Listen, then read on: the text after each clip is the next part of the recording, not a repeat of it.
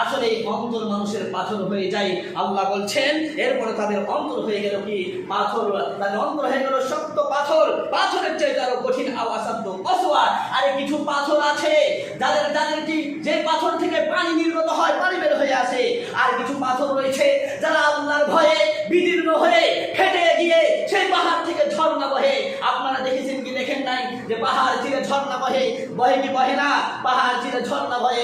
আর কারণে আল্লাহর ভয়ে আমি আপনি কি পাথরের চাইতে আমার আপনার হৃদয় শক্ত হয়ে গেল কেন? আমি আপনি এত কোরআন হাদিসের কথা শোনার পরও, আলেম ওলামাদের কথা শোনার পরও আমার সামনে আমার বাবাকে দাফন দেই, মাকে দাফন দেই, বোনকে দাফন দেই, ভাইকে দাফন দেই, কবরে রেখে আসি।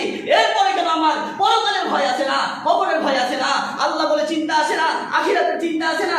আমরা কি এটা ভাবি চিরদিন আমরা এই দুনিয়াতে থেকে যাব? চিরদিন কি আমরা এখানে থেকে যাব? আমাদের ধন সম্পদ কি আমাদের চিরকাল ভোগ করতে পারবো আমরা, নাকি আমাদের সবকিছু ছেড়ে চলে যেতে হবে? আমাদের অন্তরটাকে পাথরের চেয়ে শক্ত হয়ে গেল।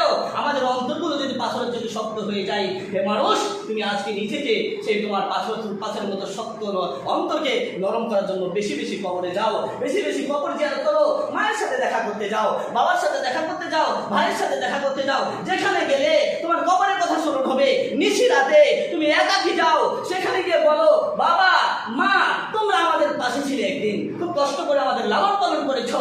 মা আমি কোনো রকম হলে তুমি আমার দেখাশোনা করতে, আজকে তোমাকে এমন এক নির্জনে রেখে গেছি যেখানে কেউ যায় না, কুকুর শিকার বসবাস করে, যেখানে জঙ্গল। মা তুমি আজকে এমন এক জায়গায় আছো যে জায়গায় আমাকেও একদিন আসতে হবে। এরকম ভাবে আপনি বেশি বেশি কবর জিয়ারত করেন, মৃত্যুকে স্মরণ করেন, কোরআন পড়েন, আলেমদের সংস্পর্শে এসে আপনার অন্তরকে নরম করেন। অন্তরে যে সমস্ত রোগগুলো তুলে ধরলাম, যে সমস্ত রোগে আমরা আক্রান্ত আছি, অবশ্যই আমরা টের পাচ্ছি আমার অন্তরে কি কি রোগ আছে। এই রোগগুলো আপনি চিকিৎসা নেন, দ্রুত চিকিৎসা নেন। যদি আপনি পরকালে বাঁচতে চান, যদি আপনি দুনিয়াতে স্বাবলম্বী হতে চান, আরে দুনিয়ার টাকা পয়সার বাড়ি গাড়ি এটা সফলতা নয়, সফলতা তো এটাই যদি তুমি ঈমান নিয়ে বাঁচতে পারো, যদি তোমার সন্তানদেরকে নিরাপত্তা দিতে পারো। আজকে তোমার সন্তানের নিরাপত্তা নাই, আজকে তোমার মেয়ের নিরাপত্তা নাই, আজকে তোমার স্ত্রীর নিরাপত্তা নাই। আজকে রাস্তা থেকে বের হলে তাকে ইফতিজিংয়ের শিকার হতে হয়, ধর্ষণের শিকার হতে হয়, অপহরণের শিকার হতে হয়, তাকে ঈমান হারা হতে হয়। তাহলে কি তুমি বলছো টাকা পয়সা আমার সফলতা, ধন সম্পদ তোমার সফলতা, জায়গা তুমি তোমার সফলতা?